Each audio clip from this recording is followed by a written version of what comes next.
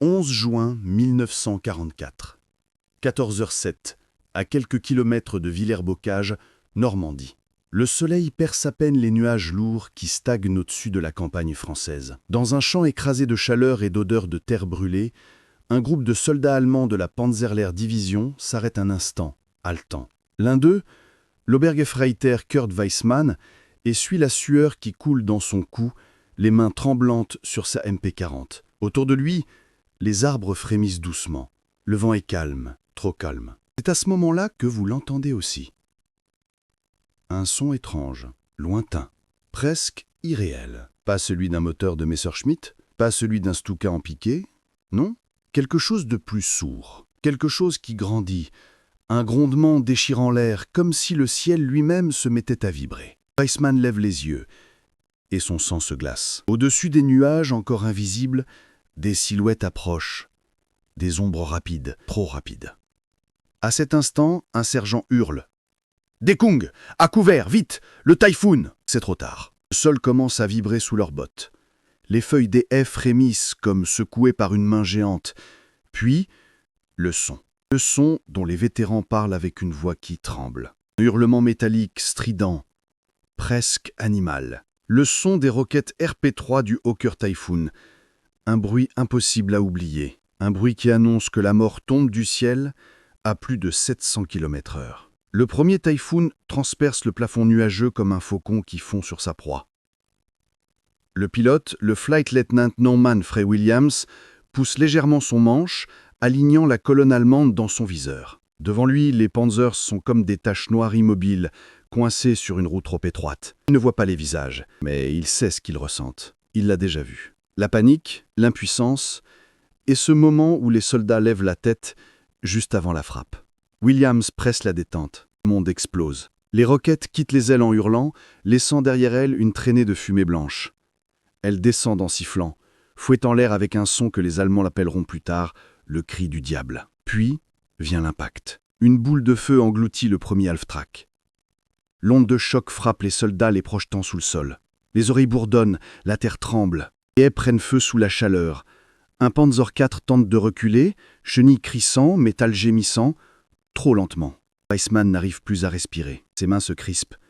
Le bruit des roquettes résonne encore, comme bloqué dans sa cage thoracique. Il comprend, comme des milliers d'autres, que le Typhoon n'est pas un avion. C'est une sentence. Et là-haut, dans son cockpit, Williams remonte déjà. Non pas pour fuir, mais pour revenir. Il n'a utilisé que la moitié de ses roquettes. Et les Allemands le savent. Le pire est encore à venir. 11 juin 1944, 14h09. La route de Villers-Bocage est désormais un couloir de fumée noire. Les flammes lèchent les carcasses tordues.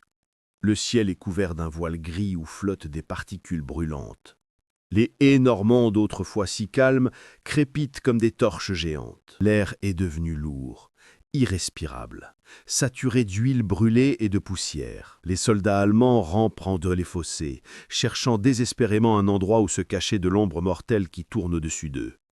Weissmann, le visage couvert de terre, sent son cœur battre si fort qu'il a l'impression qu'il va éclater. À quelques mètres de lui, un Panzer-grenadier, lieutenant Karl Drossler, tente de reprendre le contrôle. « Restez en formation, camouflage, restez dans les fossés !» Mais sa voix n'a plus d'autorité.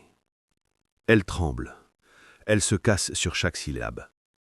Même les officiers ne sont pas préparés à ça. Car le Typhoon ne laisse pas le temps de réfléchir. Il vous arrache votre sang-froid avant même de lâcher une seule roquette. Là-haut, Williams incline son appareil. Ses ailes massives chargées de roquettes RP-3 brillent sous le soleil. On dirait qu'il porte la guerre entière sur son dos. Ses yeux parcourent le sol à travers la verrière rayée. Il voit la panique, les silhouettes qui courent, les Panzers qui tentent de manœuvrer.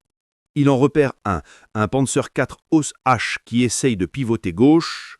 Trop lentement, il bascule son Typhoon. Un mouvement précis, calculé, froid. Il n'est plus un pilote, il est une arme. À cet instant, les Allemands entendent de nouveau le grondement. Pas encore le cri, non, pas encore. Juste ce ronflement qui sort des nuages et qui annonce l'inévitable. Kurt Weissmann ferme les yeux. Il sait ce qui va suivre. Tous le savent. Puis, ça arrive. Le hurlement des roquettes déchire le ciel une deuxième fois. Un son aigu, métallique, presque monstrueux, un bruit qui semble dire « c'est terminé ».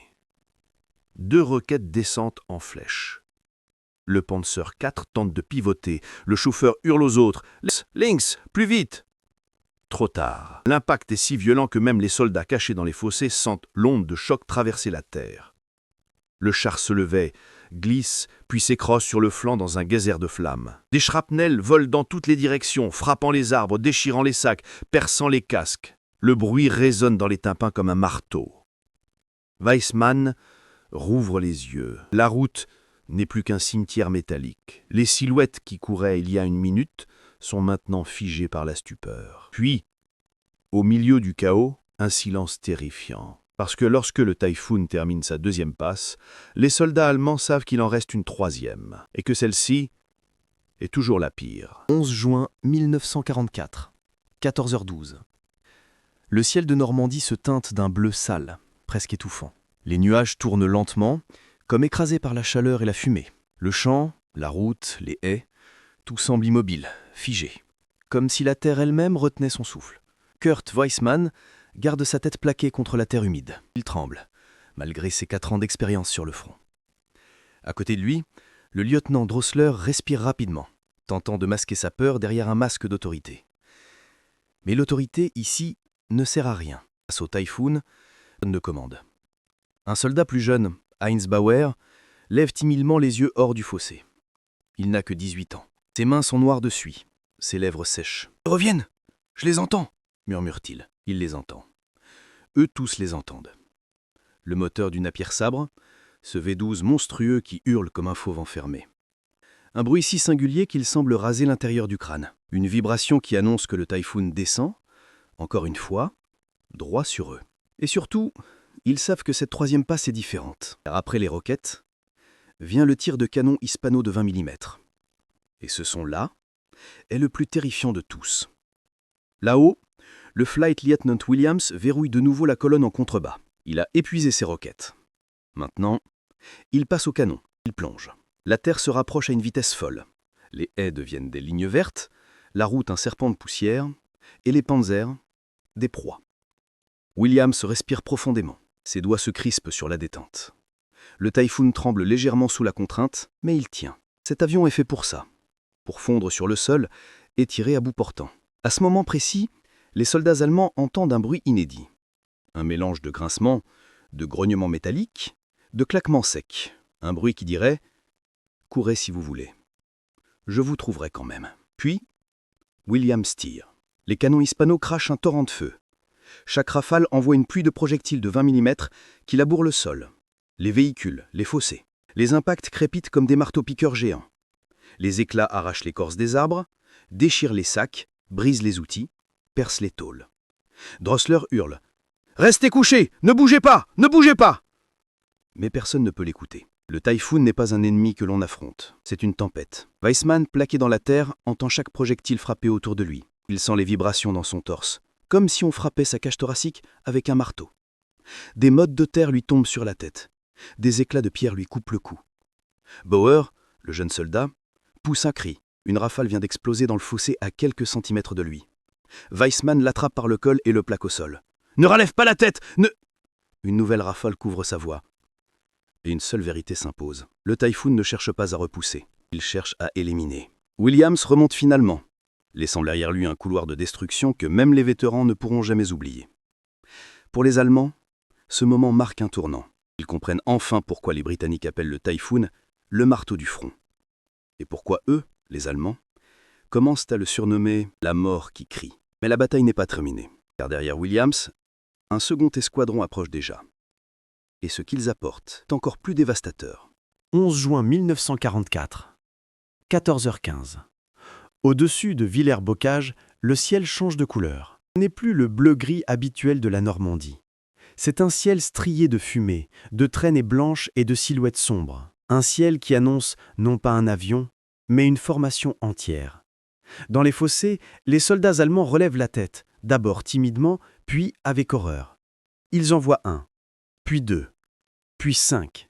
7 Typhoons, en formation serrée, ailes brillantes sous le soleil filtrées par la fumée. Weissman n'arrive pas à comprendre. Comment est-il possible que les Britanniques envoient autant d'appareils juste pour eux, juste pour cette route isolée? Cette colonne perdue dans les haies normandes. Le lieutenant Drosler, lui, comprend. Son visage se fige, devient pâle. Ce n'est pas une attaque, c'est une purge, parce que les Alliés ont un objectif: empêcher coûte que coûte toute unité blindée allemande de se rapprocher de la côte. Les Typhoons ont reçu ordre de réduire à néant tout le mouvement motorisé. Pas de retraite, pas de repli, aucune chance. Dans le ciel, le leader du second escadron, le squadron leader Mark Falcon Bradley, vétéran de 97 missions, incline son appareil pour observer la scène en contrebas. Il voit la fumée, il voit les carcasses, il voit les silhouettes désorganisées, et il sait immédiatement que le premier pilote a fait son travail. Maintenant, c'est à lui d'achever. Bradley appuie sur son intercom.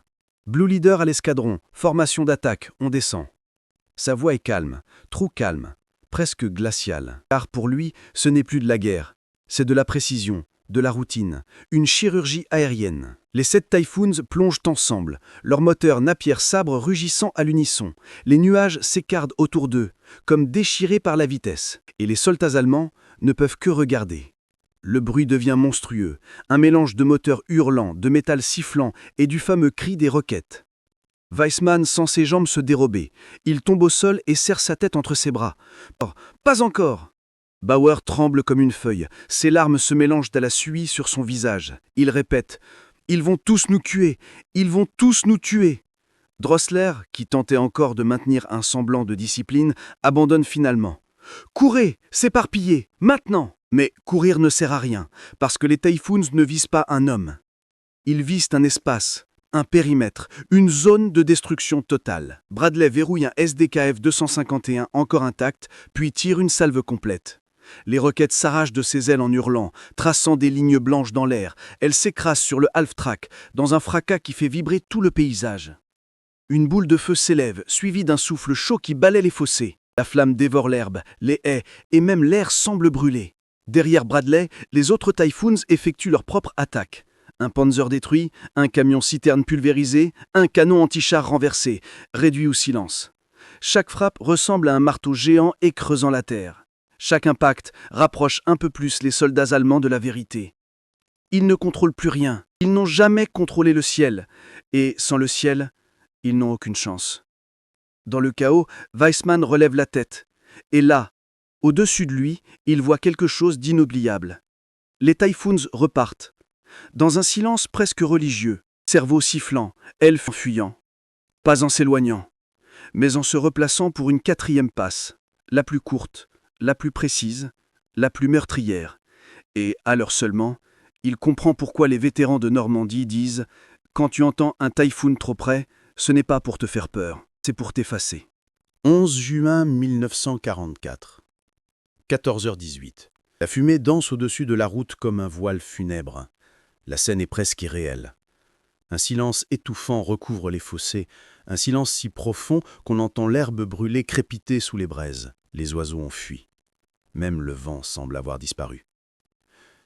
Weissman respire par petites saccades, essayant de calmer ses mains qui tremblent. Les oreilles sifflent encore du bruit des hispanos. La terre sous lui est chaude, noire, souillée d'huile et de cendres. À quelques mètres, le jeune Bauer rampe à genoux, complètement brisé. Son casque a été arraché par une explosion, ses cheveux sont couverts de poussière. « Pourquoi ils reviennent? Pourquoi encore ?» murmure-t-il, une voix presque d'enfant. Parce que la mission des Typhoons n'est pas seulement de détruire, elle est de terminer. Car une colonne blindée qui survit se regroupe, vraie arme. Riposte. Une colonne blindée qui est effacée n'existe plus. Dans le ciel, les 7 avions se remettent en ligne. Ils forment une flèche, la pointe dirigée droit vers la route. Les pilotes se parlent dans un calme glacial, presque mécanique. Blue One, prêt. Blue Two, en position. Blue Three, verrouillé. Bradley, en tête, regarde une dernière fois la route ravagée. Il reconnaît les silhouettes des chars écrasés, les half-tracks renversés, les arbres arrachés. Une frappe moderne dans un paysage médiéval. Il sait que ce dernier passage sera le plus court. Un seul objectif. Empêcher les survivants de se regrouper. Il incline son Typhoon et le ciel s'effondre une dernière fois. Le bruit arrive avant les avions, pas le cri cette fois, pas le hurlement des roquettes, juste ce grondement infernal, comme une poutre métallique qu'on torderait jusqu'à la rupture. Les Typhoons plongent, ailes vibrantes, si près du sol que les soldats croient pouvoir les toucher du bout des doigts. Puis viennent les canons. Une pluie de feu. Un torrent de 20 mm qui rase le sol, pulvérise les fossés, arrache l'écorce des arbres, frappe les carcasses déjà brûlantes, fait éclater les caisses de munitions abandonnées. Chaque rafale ressemble à un couperet qui tombe. Une guillotine de feu. Weissman sent la terre trembler sous son torse. Des mottes de boue volent autour de lui comme des éclats de verre. Il ferme les yeux et attend que ça passe. Il n'a plus d'armes, plus d'ordre, plus d'espoir. Et il est vivant. Il ne sait pas s'il doit le remercier ou en avoir honte. Finalement, après un dernier virage serré, les Typhoons remontent vers le ciel. Ils disparaissent comme ils sont venus, vite, brutalement, sans laisser le moindre espace à la réflexion. Ils ne laissent derrière eux que des ruines. Un champ dévasté, des carcasses encore fulantes, un silence que même les obus ne pourront pas remplir. Et au milieu des fossés, les survivants allemands émergent lentement. Sales, sonnés, ébranlés dans leur âme même, car ce jour-là ils ont compris quelque chose qu'aucun manuel militaire ne leur avait enseigné. Ce n'est pas l'ennemi que l'on voit qui est le plus dangereux, c'est celui que l'on entend. Trop tard. La réputation du Typhoon ne se bâtit pas sur des mythes, elle se bâtit sur des scènes comme celle-ci, sur des cris, des flammes, et ce hurlement inoubliable qui descend du ciel, le cri des roquettes. Un son qui, pour ceux qui l'ont entendu, ne quitte jamais vraiment leur tête.